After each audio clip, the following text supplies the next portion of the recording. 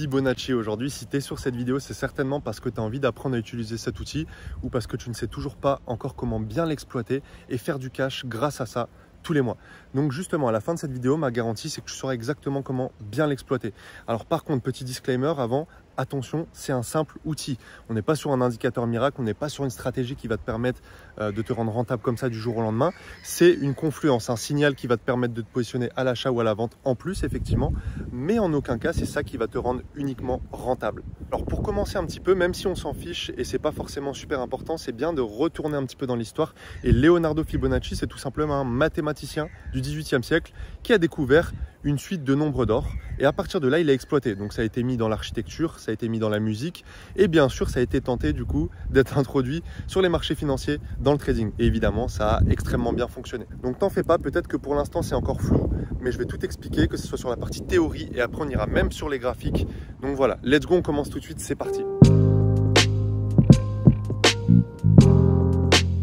Donc maintenant on se retrouve sur la partie théorie et je vais te montrer ça sur un tableau nu, en fait, sur un tableau blanc. Et après, on ira sur la partie du coup pratique. Mais dans un premier temps, je pense que ça va beaucoup plus te parler si je te montre ça. Je précise directement quelque chose de super important. Moi, je prends en considération tous les niveaux de Fibonacci. D'ailleurs, tu peux les appeler ratio, retracement, niveau de Fibonacci, ça revient exactement à la même chose.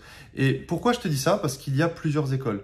Mais moi, comme tu le sais, dans mon approche, je fais tout simplement avec ce qui fonctionne déjà pour moi. Et ce qui fonctionne pour moi, c'est quoi? C'est tout simplement prendre en considération chaque niveau comme un simple niveau de support et de résistance, rien de plus. Donc comme tu le vois, là, j'ai fait l'exemple d'une tendance haussière.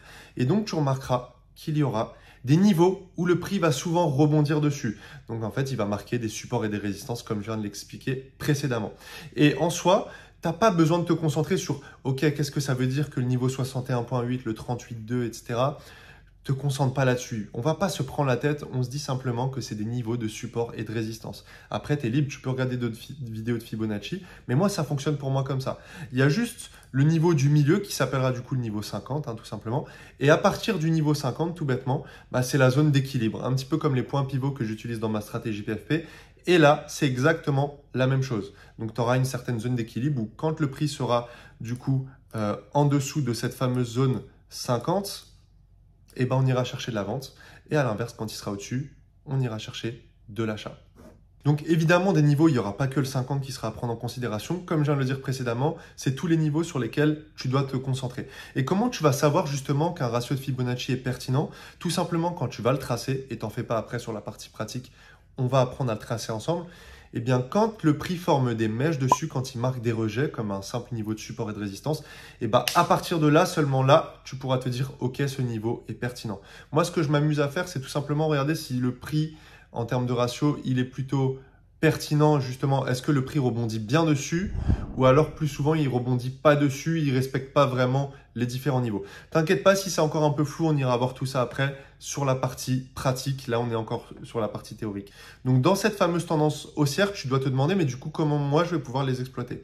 Eh bien, c'est super simple.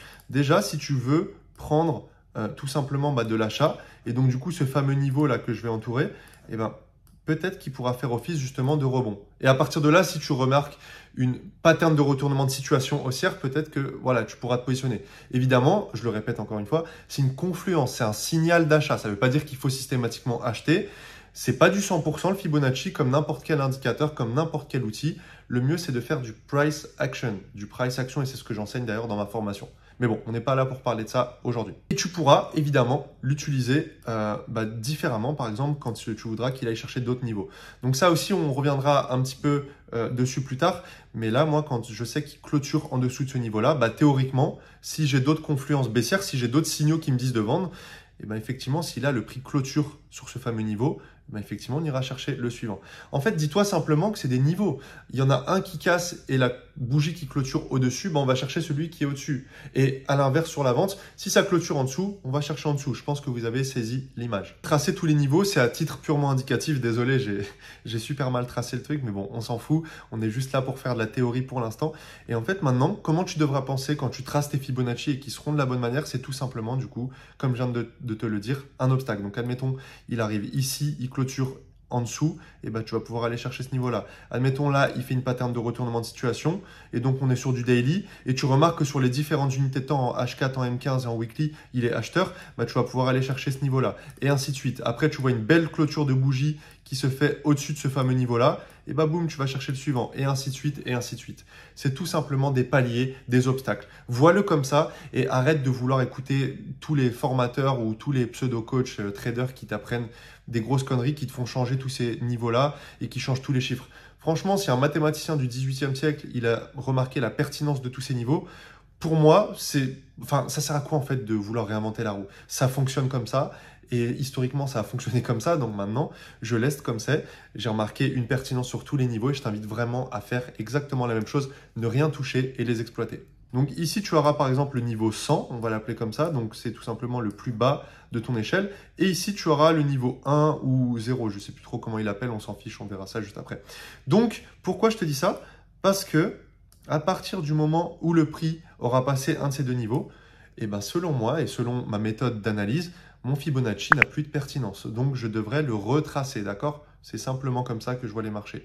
Et également, tu dois te dire, mais comment le tracer? Je vais même les noter sous forme d'étapes. Tu vas beaucoup mieux comprendre. Donc, étape 1, tracer ces Fibos par rapport à la vague actuelle ou précédente.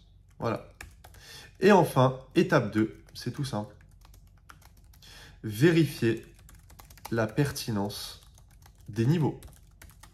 C'est quoi vérifier la pertinence? C'est voir comment le prix réagit dessus. Si tu vois que le prix marque clairement un niveau de support important ou de résistance important, donc concrètement, est-ce qu'il y a des mèches qui se font? Est-ce que les rejets se font bien sur les différents niveaux qui sont exploités juste ici, que tu vas apprendre à tracer? Et ben, c'est que ton niveau est pertinent. Voilà. Donc, il doit respecter ces deux règles-là, selon moi. En tout cas, c'est purement subjectif et ça fonctionne depuis des années comme ça pour moi. Comme tu le devines, maintenant, on se retrouve sur cette fameuse partie pratique et je pense que tout va prendre sens pour toi. Donc déjà, par rapport à ce que je t'expliquais précédemment, soit la vague précédente, soit la vague actuelle. La vague actuelle, on remarque quand même qu'elle est beaucoup plus baissière qu'haussière. Je pense que ça, tu le repères en un coup d'œil. Et du coup, c'est quoi cette fameuse vague précédente? C'est celle-ci. Okay, donc j'espère que tu arriveras à saisir l'image que j'essaie de te donner. Ça, du coup, celle-ci, je ne la prends pas en considération, la grosse, puisque c'est celle d'encore avant. Et moi, je me concentre soit sur celle qui est actuelle, soit celle qui est précédente. Voilà, celle qui précède. Donc, comment je vais le tracer? Eh bien, j'ai deux possibilités. Si je fais sur la vague actuelle, c'est comme ça, du coup, du haut vers le bas de cette vague-là. Mais personnellement, je n'attendrai pas de l'achat sur cette paire de devises-là.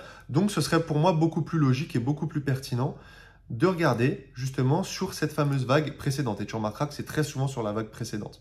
Et donc là, je l'ai tracé. Alors, pour faire un petit récap, désolé, je suis peut-être allé un petit peu vite. Tu prends tout simplement le point le plus bas vers le point le plus haut.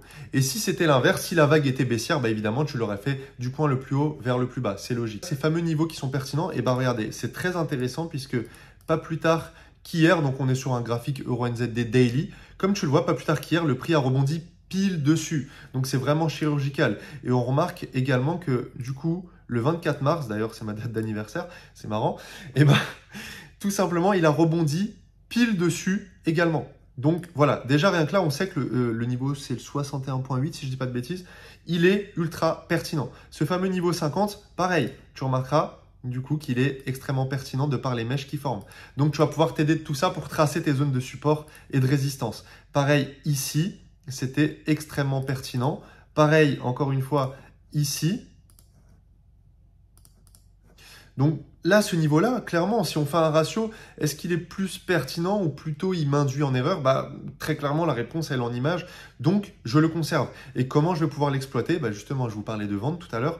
Personnellement, l'euro NZD, en tout cas, techniquement, par rapport à ce que je repère en un coup d'œil, après, il faut pousser l'analyse plus loin grâce à une stratégie. Moi, j'utilise la stratégie PFP. D'ailleurs, au passage, vous avez en description tout si vous voulez en savoir plus. Et tout simplement, ce serait d'aller chercher ce niveau-là à la suite. C'est le niveau théorique que j'aurai. Donc, ce que je fais, c'est tout simplement attendre une clôture de bougie. Je mets une alerte de prix grâce aux différentes applications que j'utilise. Et derrière, au moins, je suis au courant quand le prix va passer en dessous. Et si la clôture de bougie se fait en dessous, il y a de fortes chances que je prenne de la vente pour aller chercher le niveau suivant. Bon, certes, ce n'est pas une science à 100%, mais en tout cas, très souvent, tu remarqueras que ça respecte plutôt pas. Également, chose importante que je ne vous ai pas précisée, décidément, tout est important dans cette vidéo, mais bon, je vous invite vraiment à prendre des notes. Une fois qu'il aura cassé ce niveau-là ou alors celui-ci, hein, c'est ce qu'on a vu sur l'aspect théorie, bah, je supprimerai tout bêtement mon niveau Fibonacci. Et autre chose, et je termine là-dessus sur ce graphique-là, comme vous l'avez remarqué, j'ai pas mis de cadenas et je vous invite vraiment à le mettre. Pourquoi? Puisque si vous retrouvez votre analyse sur votre téléphone, le problème c'est que vous allez à peine y toucher, ça va faire un petit peu du n'importe quoi. Donc tracez-le parfaitement, pile sur la mèche comme vous voyez et pile sur la mèche ici et mettez bien le cadenas. Comme ça au moins derrière, bah, vous voyez, je peux essayer, ça ne bouge plus. Oui, aussi je voulais vous montrer un dernier exemple parce que je pense que ça vous parlera plus.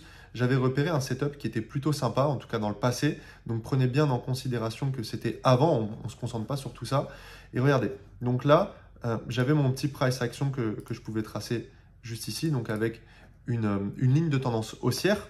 Et donc, je respecte soit, bah, je le faisais de là à là, du coup, mon Fibonacci, soit par rapport à la vague précédente. Et comme je vous l'expliquais juste avant, très souvent, je le fais sur la vague précédente. Donc, je prolonge bien le niveau.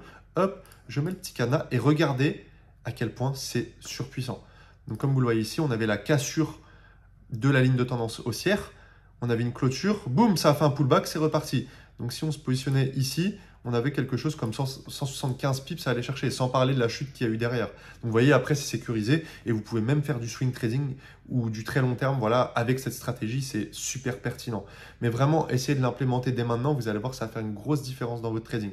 N'oubliez pas que c'est complémentaire au price action et moi personnellement, j'utilise en plus les points pivots.